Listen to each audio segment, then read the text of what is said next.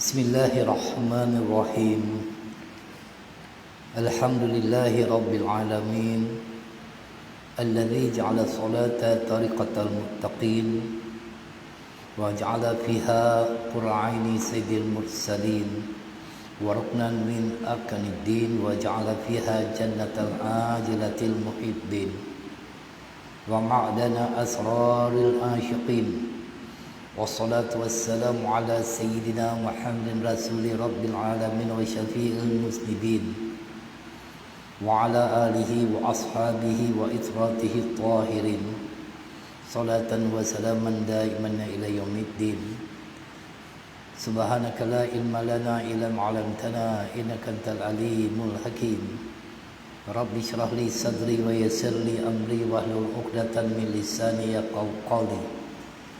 Allahumma yassir wa la tu'assir bitammin bil khair wala hawla wala quwwata illa billahil aliyyil azim. Amma ba'd.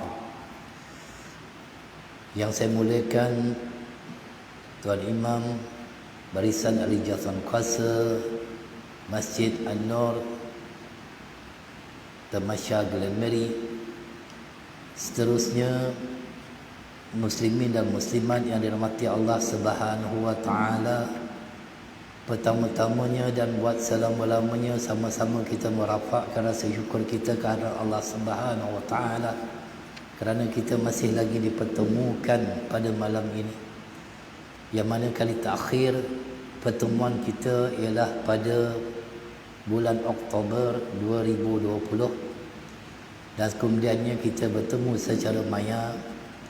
Dan alhamdulillah, dengan inisiatif pihak masjid masih juga menghidangkan majlis-majlis ilmu untuk kita mendapatkan input ataupun ilmu agar ibadat kita itu semakin lama semakin bertambah, semakin lama semakin baik. Itulah pentingnya dalam kita itu mengadakan majlis ilmu, agar kita itu dapat mengetahui sesuatu perkara itu dengan lebih mendalam lagi dan tidak akan menjadi perbalahan kepada umat ini. Kerana yang kita bicarakan sebelum ini ialah tentang perkara-perkara khilaf di dalam sembahyang, iaitu kita memberi pencerahan terhadap beberapa perkara khilafiah tentang solat, dan perkara khilaf ini memang berlaku apatah lagi dalam fiqh. Perselisihan itu memang ada. Maka itulah baginda Nabi SAW menyebutkan ikhtilafu ummati rahmah. Perselisihan umatku adalah rahmah, bukannya sesuatu yang boleh membawa kepada perpecahan, perbalahan dan sebagainya. Sebelum ini telah pun kita bahaskan tentang talafuz bin an-niyah, iaitu melafazkan niat. Kemudian kita juga membicarakan tentang cara naik daripada sujud ke rakaat seterusnya dengan merapatkan kedua-dua tangan seperti orang yang membuat adunan tepung al-ajin. Dan kita juga membahaskan dan memberi juga pencerahan tentang pendapat keempat-empat mazhab kita, daripada mazhab Hanafi, Maliki, Syafi'i, Hambali, iaitu permasalahan menggerak-gerakkan jari telunjuk ketika tasyahud. Begitu juga kita telah membahaskan tentang mengusap muka selepas daripada salam, kemudiannya berwirid selepas daripada solat. Dan pada malam ini insya-Allah kita akan teruskan untuk kita membicarakan tentang bersalaman selepas solat. Berjabat tangan atau bersalam-salaman setelah solat adalah sunat, istihbab, perkara yang baik. Kerana ada hadis yang menyebutkan tentang perkara itu, sebagaimana di dalam hadis disebutkan, ma min muslimin taqiyani fatayasar fahani illa ghufira lahuma qabla ay yaftariqa.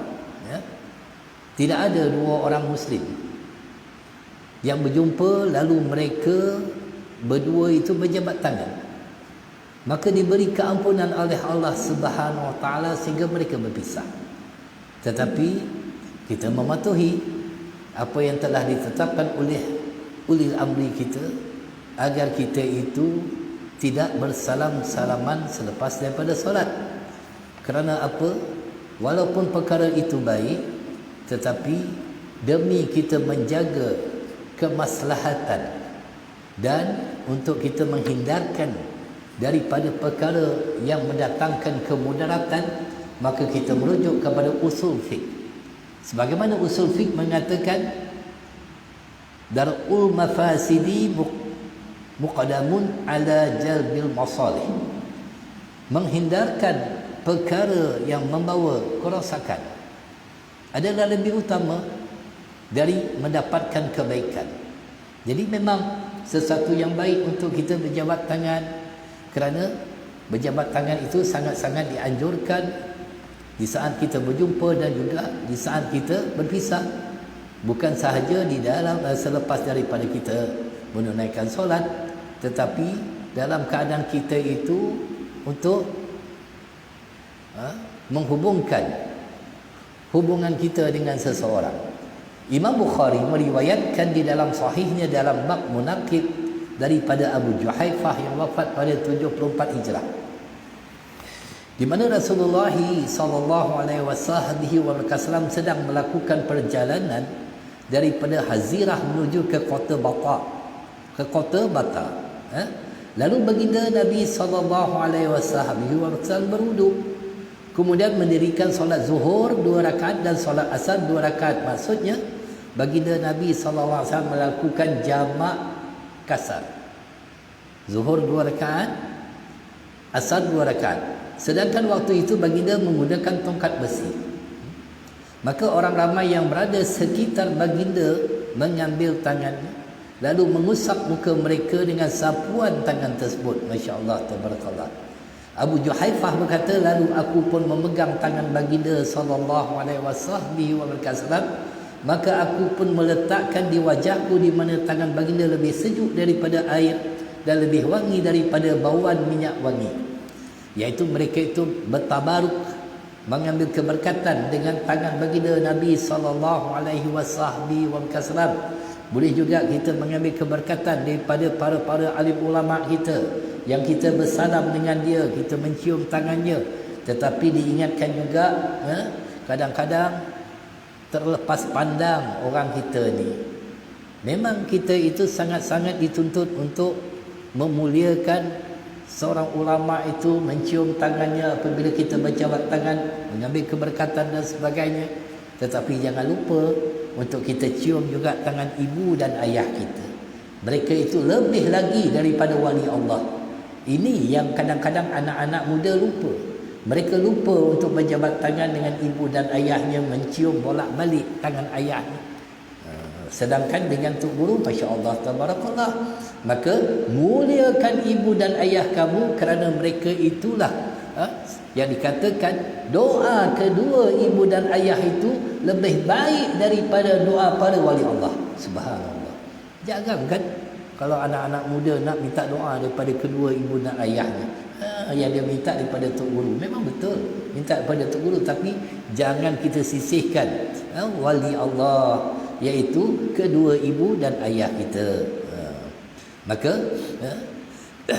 sahabat bertabaruk dengan tangan baginda Nabi sallallahu alaihi wasallam mengambil keberkatan, dan ini sangat-sangat dituntut. Banyak kisah mana sahabat bertabaruk dengan Sayyidina Rasulullah sallallahu alaihi wasallam. Terdapat dalil umum yang menyebutkan tentang kelebihan bersalam-salaman, di mana Rasulullah sallallahu alaihi wasallam bersabda, tasafahu yazhabu qilla wa tahabu wa tazhabu syahna. Berjabat tanganlah kamu, pasti hilang sifat dengki sebab berkasih sayang, dan hendaklah kamu saling memberi hadiah, pasti kamu saling sayang menyayangi dan hilangkan kebencian. Jadi hilang kebencian, permusuhan dan sebagainya. Bukankah seseorang yang apabila dalam perbalahan bermusuh, maka mereka berjabat tangan. Berjabat tangan orang Islami, Masya Allah, tabarakallah. Bukannya berjabat tangan macam ahli gusti.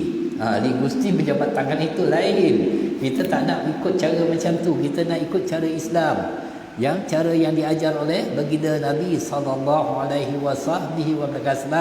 Ini merupakan sunnah yang dibuat oleh Rasulullah yang tak mampu untuk kita lakukan, iaitu di dalam kitab Syama'il Muhammadiyah baginda Nabi SAW kalau bersalaman dengan seseorang, dia tidak akan melepaskan tangan seseorang itu sehingga orang lain melepaskan tangannya. Jadi itu tak mampu kita buat, Tuan Haji. Masing-masing kalau nak ikut sunnah, lama-lama akhirnya tak terlepas tangan itu. Jadi bersalaman-salaman selepas solat termasuk dalam keumuman hadis ini. Hadisnya umum. Bagaimana pula pendapat ulama tentang bersalaman ini? Imam Nawawi menganggapnya sebagai satu perbuatan yang sangat baik. Yang sangat baik. Ditanyakan masalah, iaitu masalah, soal ditanyakan. Halil musafahatu ba'da salatil asri wal subhi fadilatun aula? Adakah bersalaman selepas solat asar dan subuh mempunyai kelebihan atau tidak? Maka orang bertanya kepada Imam Nawawi.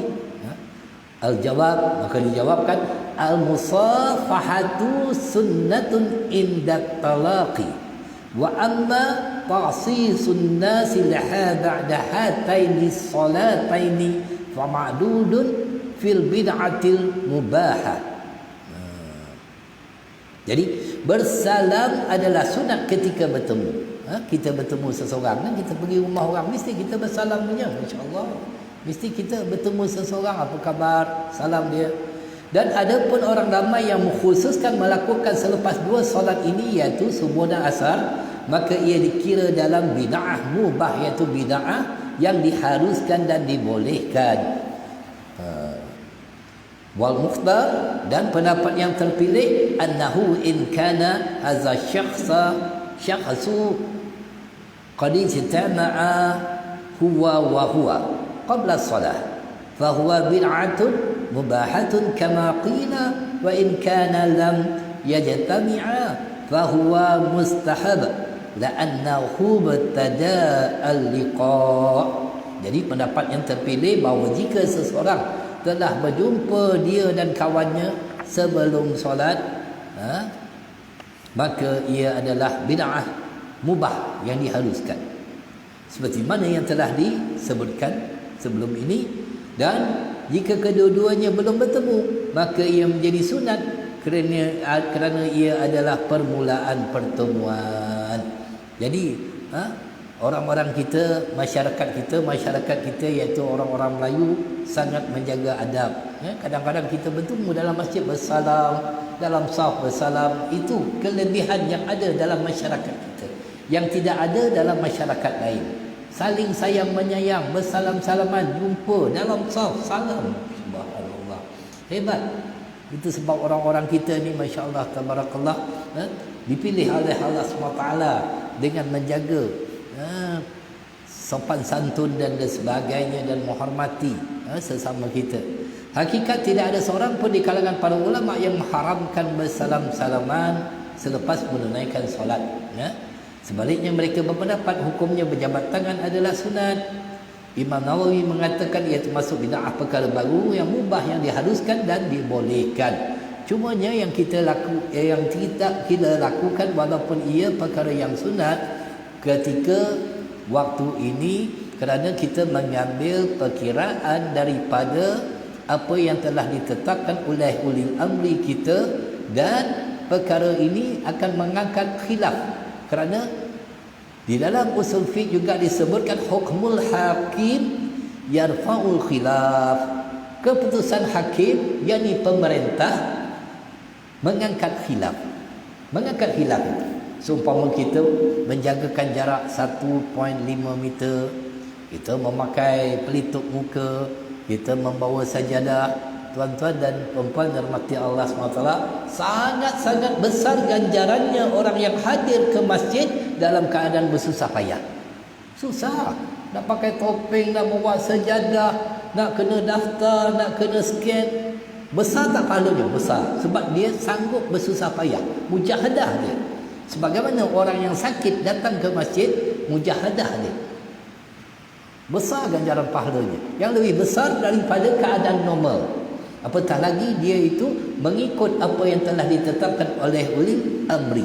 Kerana kaedah fiqh juga menyebutkan di dalam hadis yang diriwayatkan oleh Imam Malik, menyebutkan la darar wala dirar. Tidak ada sebarang mudarat dan tidak ada juga perbuatan membalas kemudaratan. Masing-masing menjaga diri masing-masing, tidak memudaratkan orang lain, dan tidak ada mudarat. Ini yang perlu kita pegang, insya-Allah tabarakallah. Mudah-mudahan masjid kita ini akan sentiasa penuh. Nanti masuknya bulan Ramadan, sekarang dah 21 Syaban, masya-Allah tabarakallah. Hadir ke masjid berjemaah itu sunat. Walaupun kita tidak dapat merapatkan saf, itu merupakan sunnah baginda Nabi sallallahu alaihi wasallam, tetapi pandang kepada sunnah yang lain, berjalan ke masjid itu sunnah. Berjalan ke masjid, beriktikaf itu sunnah, berjemaah banyak lebih lagi pahalanya, masya-Allah tabarakallah. Begitu banyak pahala yang Allah bagi. Itu sebab kebanyakan masjidnya kita nak jemput para jemaah nanti bulan Ramadan, yang kita itu diberi peluang, yang mana peluang ini telah tersekat pada tahun 2020. 2021 Allah buka masjid-masjid, Allah buka rumahnya untuk kita hadir. Kita tak tahu yang akan datang macam mana lagi. Jadi peluang itu ada, kita ambil, kita rebut peluang itu, kita datang. Jangan kita kata pula tahun lepas dah belajar dah jadi imam untuk tarawih, jadi tak payah datang dah. Jangan.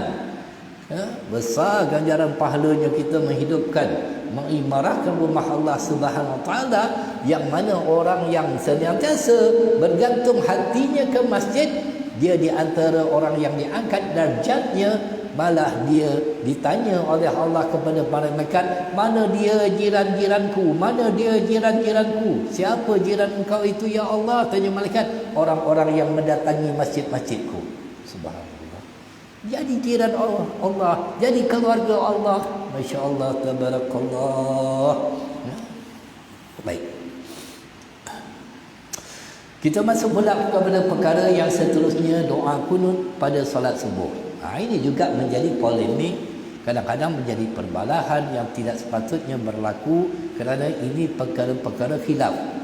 Kunut ini merupakan perkara sunat abad, yang mana kalau tak dibaca pun tetap sah solat, kerana ia bukan rukun di dalam solat. Menurut ulama Syafi'iyah, hukumnya sunat abad. Sunat asli apabila ditinggalkan ataupun terlupa, maka kita menggantikannya menampal dengan sujud sahwi. Dalil riwayat daripada Sayyidina Anas, beliau berkata, anna Nabiya sallallahu alaihi wasallam fadata syahran yad'u alaihim summa taraka fa amma fi subhi falam yazal yaqnutu hatta faraqad dunya. Sesungguhnya baginda Nabi sallallahu alaihi wasallam berkunut selama sebulan mendoakan mereka. Mendoakan siapa? Iaitu mendoakan supaya Allah menimpakan balasan kepada orang-orang yang telah membunuh lebih 70 orang sahabat dalam peristiwa Biru Ma'unah, iaitu di daerah antara wilayah Bani Amir dan kampung Bani Sulaim. Ketika itu di Najat, kerana orang-orang kafir ketika itu berniat jahat terhadap Rasulullah. Orang kafir ketika itu, mereka itu membuat helah kepada Rasulullah sallallahu alaihi wasallam.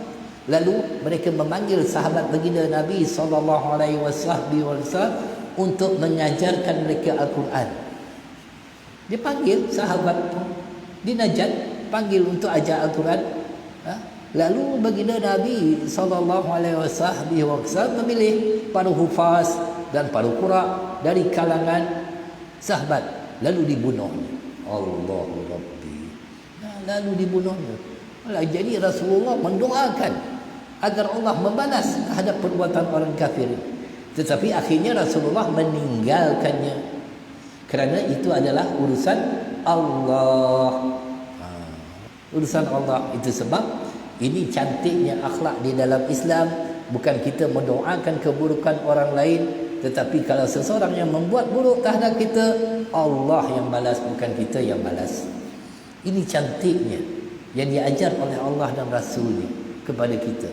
Bukan untuk kita membalas seseorang itu, tetapi kita yakin bahawa setiap perbuatan, وَمَنْ يَعْمَلْ مِثْقَالَ ذَرَّةٍ خَيْرًا يَرَهُ وَمَنْ يَعْمَلْ مِثْقَالَ ذَرَّةٍ شَرًّا يَرَهُ, sebesar zarah semuanya akan dibalas, akan dihitung oleh Allah SWT. Jadi perlu apa untuk kita membalas kepada seseorang yang melakukan kejahatan, keburukan terhadap kita, kerana kita yakin setiap perbuatannya itu Allah lah yang membalas. Subhanallah. Ini yang diajar oleh baginda Nabi SAW dengan akhlaknya, membalas kejahatan dengan kebaikan. Kalau kita balas kejahatan dengan kejahatan, maksud kita juga sama macam dia. Dia buat kita, kita buat dia balik, jadi sama. Jadi kita tak nak. Kita nak akhlak kita itu lebih tinggi sebagaimana dia diajar oleh baginda Nabi SAW. Jadi melalui hadis ini yang menyebutkan Rasulullah meninggalkan, mendoakan keburukan, kecelakaan bagi orang-orang kafir tadi itu selama sebulan. Yang ditinggalkan itu bukannya kunut subuh, yang ditinggalkan itu mendoakan keburukan. Itulah yang doa yang ditinggalkan oleh baginda itu ialah kunut nazilah. Kita kan tiap-tiap hari Jumaat di sini Masjid Islam membaca kunut nazilah untuk kita mengelakkan daripada wabak dan sebagainya. Bukannya doa kunut biasa yang diamalkan dalam mazhab Syafi'i. Baik. Riwayat Abu Hurairah radhiyallahu taala berkata, Rasulullah sallallahu alaihi wasallam idza rafa'a ra'sahu min ar-ruku'i fi salati subhi fi ar-rak'ati ats-tsaniyati rafa'a yadayhi fayad'u bihad du'a Allahumma hdini fi man hadait ila akhir. Daripada Abu Hurairah berkata adalah Rasulullah sallallahu alaihi wasallam ketika mengangkatkan kepalanya daripada rukuk pada solat subuh rakaat kedua, baginda mengangkat kedua-dua tangannya lalu berdoa dengan Allahumma hdina fi man hadait wa afina fi man afait. Rasulullah berdoa begitu dengan doa. Ini yang diambil di dalam pendapat mazhab Syafi'i. Maka itu Imam Nawawi menyebut dalam kitab Majmu'nya. Apa kata Imam Nawawi dalam mazhab kita, mazhab Syafi'i, disunatkan membaca kunut dalam solat subuh, sama ada kerana ada musibah ataupun tidak. Inilah pendapat majoriti ulama salaf dan yang datang selepas mereka atau kebanyakan daripada mereka. Dan antara yang berpendapat begitu ialah Sayyidina Abu Bakar As-Siddiq radhiyallahu taala, Sayyidina Umar bin Khattab radhiyallahu taala, dan juga Sayyidina Utsman radhiyallahu, Sayyidina Utsman ibn Affan, Sayyidina Ali karamallahu wajhah, Ibnu Abbas, Al-Bara bin Azib. Mereka ini semua mengatakan bahawa Rasulullah itu membaca kunut subuh sehingga Rasulullah wafat. Maka itulah Syekh Jad Al-Haq, Ali Jad Al-Haq yang wafat pada 1416, salah seorang Syekh Al-Azhar yang sangat dikagumi, yang sangat dihormati kerana ilmunya, mengatakan dalam kitab Al-Qunut Baina Asyariyah wal Abid'ah, faman qanata fi salati subhi ba'da ruku'i faqad ittaba'a sunnatan waridatan an Rasulillah wa qad ittaba'a ashabuhu min ba'dihi wa amala biha a'immatun mujtahidun nafuqaha'un wa muhaddisun. Sesiapa berkunut pada solat subuh selepas rukuk, maka sesungguhnya dia telah mengikut sunnah yang warid daripada Rasulullah sallallahu alaihi wasallam, dan sesungguhnya para sahabat baginda telah melakukan selepas baginda dan telah diamalkan oleh para imam mujtahid, fuqaha dan para ahli hadis. Jadi perbincangan itu begitu di dalam para ulama kita dalam mazhab Hanafi tidak berkunut, sebagaimana kita ketika kita pergi di Mekah. Jadi kalau kita itu bermazhab Syafi'i, hendaklah kita mengikut perbuatan imam, tak perlu kita kunut kat belakang. Jangan risau, sembahyang kita tak batal, kerana wajib untuk kita mengikut pergerakan imam. Imam tak kunut, kita janganlah kunut. Kadang-kadang orang kita tu dia terlampau tak pula pergi ke Mekah, dia nak kunut seorang-seorang. Itu salah. Ikutlah imam. Imam bermazhab Hanafi, yang mana dalam mazhab Hanafi tidak ada kunut subuh, itu tidak disunatkan. Sebagaimana yang diajar oleh Imam Syafi'i apabila masuk dalam masjid Imam Hanafi, yang ketika itu menjadi imam penuh dengan pengikut mazhab Hanafi. Kemudiannya Imam Syafi'i ketika mengimami solat subuh, dia tidak berkunut. Lalu ditanya oleh anak muridnya, Tuan Guru, sedangkan Tuan Guru mengatakan kunut subuh itu sunat, kenapa tidak berkunut? Kerana meraihkan orang yang di belakangnya yang bermazhab Hanafi. Ini begitu cantiknya meraihkan. Itu sebab tugas seorang imam ialah meraihkan jemaah. Ada jemaah sakit, tengok semua nanti tarawih, tengok ramai yang datang ni otai-otai belaka. Yang jalan pun masya-Allah tabarakallah, lutut sakit, baca pendek-pendek surah. Itu dikatakan meraihkan jemaah. Jangan baca Al-Baqarah panjang-panjang tuan imam, kesian jemaah kita. Itu yang dikatakan. Kalau tengok yang belakang ni semua askar-askar yang daripada TUDM ataupun angkatan tentera yang boleh berdiri sampai 7-8 jam. Ketika ada kemakatan sultan, dia boleh berdiri begitu lama. Boleh kita baca Al-Baqarah, tak apa. Jadi ini yang dikatakan meraihkan orang di belakang. Tugas kita sebagai pemimpin itu wajib untuk kita meraihkan seseorang itu. Baik. Jadi pembincangan hadis ini, Ibnu Mas'ud mengatakan annahu sallallahu alaihi wasallam fanata fi salati fajri syahran summa tarakahu. Sesungguhnya baginda Nabi sallallahu alaihi wasallam telah melakukan doa kunut dalam solat subuh selama 1 bulan untuk mendoakan kecelakaan atas orang-orang Arab kafir yang masih hidup. Kemudian baginda Nabi sallallahu alaihi wasallam meninggalkannya. Banyaklah yang Rasulullah tinggalkan. Seumpama ketika dalam peperangan Uhud kan, yang Rasulullah melihat paru-paru syuhada yang mereka itu diganyang dengan begitu teruk oleh orang kafir musyrik. Sayyidina Hamzah dibedah hatinya, dikunyah oleh Hindun. Telinga-telinga orang-orang muslim ketika itu dipotong, dibuat anting-anting oleh orang-orang wanita musyrik ketika itu. Yang Rasulullah ketika itu begitu geram, akan aku balas nanti sebagaimana perbuatan orang kafir. Maka Allah Subhanahu taala mengatakan, biar aku yang membalasnya, bukan tugas engkau. Maka Rasulullah mengeluarkan satu arahan, tidak menyakiti mayat. Jadi mayat jangan disakiti. Hendaklah kita berlemah lembut dengan orang yang mati. Itu cantiknya Islam ini. Jadi itulah yang dapat kita bincang pada masa Isyak dah tuan imam. Sebab kita ada lagi, masya-Allah tabarakallah. Sebab kita sampai Isyak kita ikut daripada apa yang telah ditetapkan oleh ulil amri, pihak jawatan agama dan sebagainya. Jadi hadis Ibnu Mas'ud ini Nabi tidak berkunut, dan hadis Anas Nabi berkunut sehingga wafat. Seolah-olah ada kontradik, penentangan. Bagi yang mempelajari kaedah tariqatul jam'il wa taufiq, mengumpul dan menggabungkan hadis begini kata begini, yang begini. Jadi ada kontradik, ada penentangan. Difahami bahawa hadis Ibnu Mas'ud tidak pun melarang kunut solat subuh ketika itu. Jadi tidak ada larangan, boleh-boleh saja. Itu sebab kalau orang-orang Hanafi yang masuk di sini kita berkunut, dia tidak berkunut, maka kita melihatnya sebagai satu adalah dia mengikut pendapat daripada mazhabnya. Tidaklah kita mengatakan awak tak boleh macam ni, awak kena kunut. Tak boleh. Itu yang dikatakan meraihkan pendapat yang boleh membawakan kepada kebaikan bagi semua.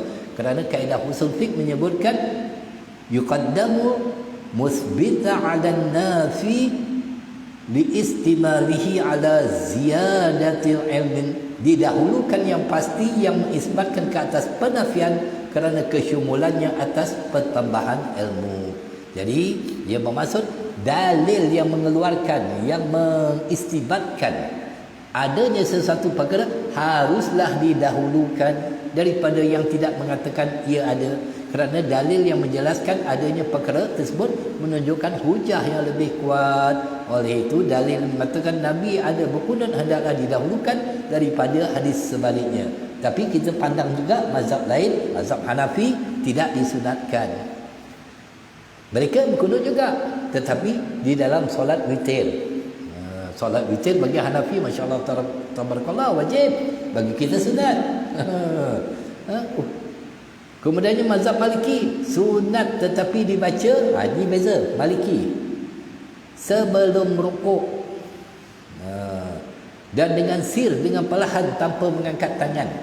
Salah seorang guru mulia kami, dia belajar di Morocco. Dia kata pertama kali dia pergi sana tu dia di confuse. Sebab kunut dia sebelum rukuk. Dalam mazhab Hanbali tidak disunatkan. Maka dengan itulah perlu kita melihat perkara ini dengan berlapang dada. Setiap perkara khilaf, perkara yang ada perselisihan itu hendaklah kita melihat dengan berlapang dada. Kerana fiqh ini begitu luas. Begitu luas. Ada orang kata macam mana ni imam dekat sini, sana jemaah seorang-seorang je. Sah kalau tidak? Sah. Selagi tidak melebihi 300 hasta. Fiqh ini sangat luas. Sangat luas.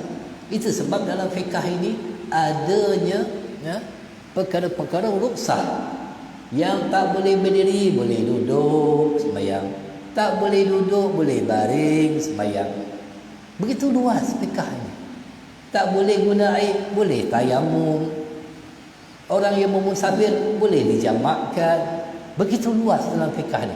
Jangan kita sempitkan masalah fiqh ini. Kadang-kadang orang menyempitkan masalah merapatkan saf. Itu sempit. Jangan kita sempitkan. Masalah fiqh ini begitu luas. Kalau orang yang mengaji betul-betul fiqh digabungkan dengan ilmu tasawuf, maka dia melihat fiqh itu begitu luas perbincangannya oleh para ulama, dan kita mengambil pendapat semua para ulama seumpama nanti bulan Ramadan yang bayar zakat fitrah dalam mazhab Syafi'i tidak sah. Mesti dibayar dengan beras. Tapi fikirkan, kalau dibayar dengan beras macam mana di Masjid An-Nur Glenberry nak kena pergi dekat kontainer nasional, sewa kontainer, nak simpan beras banyak. Yang orang yang berada, orang yang ada kedudukan mungkin bagi yang grade A punya. Yang tidak berada mungkin beras campur. Beras hancur. Jadi tak ada standardized. Maka bijaknya para ulama kita, ahli fiqh kita, mereka mengeluarkan hukum bayar dengan duit standardized RM7. Kita tak tahu tahun ini berapa untuk bayar zakat fitrah. Jadi itulah yang dapat kita kongsikan pada malam ini. Sebelum terlupa, saya mengucapkan marhaban Ramadan, selamat menyambut bulan Ramadan bighairi hisab. Kita masuk syurga tanpa hisab apabila kita dapat menunaikan segala-galanya dengan baik. Dan kita juga berdoa wa balighna Ramadan, panjangkan umur kami ya Allah sehingga kami dapat bertemu dengan bulan Ramadan yang tidak berapa lama lagi. Mudah-mudahan tuan-tuan dan puan-puan yang dirahmati Allah SWT senantiasa diberi kesihatan oleh Allah SWT, dapat melakukan amal ketaatan dengan baik pada tahun ini, dan diberi peluang oleh Allah SWT senantiasa dapat mengisi Ramadan itu dengan lebih baik daripada tahun-tahun sebelumnya. Dan mudah-mudahan Allah SWT menjadikan tuan-tuan dan puan orang yang terpilih yang sentiasa istiqamah berada di rumah Allah Subhanahu Wa Taala ini, dan memandang tuan-tuan dan puan dengan pandangan rahmat yang akhirnya kita akan bertemu nanti di akhirat, nanti di dalam syurga, dan dihimpunkan bersama Sayyidina Rasulullah sallallahu alaihi wasallam. Rabbana taqabbalna du'ana innaka antas samiul alim wa tub alaina ya maulana innaka antat tawwabur rahim. Rabbana atina fid dunya hasanah wa fil akhirati hasanah wa qina azaban nar wa adkhilna jannata ya abrar ya aziz ya ghaffar ya rabbal alamin. Allahumma ihtim lana bi husnil khatimah wa la tahtim alaina ya Allah ya Allah ya Allah bi su'il khatimah. Akhirilah kehidupan kami ini ya Allah dengan husnul khatimah, yang dapat kami mengucapkan kalimat terakhir perkataan kami sebelum kami bertemu dengan Engkau dengan kalimat la ilaha illallah wa sallallahu ala sayyidina Muhammad wa ala alihi washabihi ajma'in walhamdulillahi rabbil alamin. Assalamualaikum warahmatullahi wabarakatuh.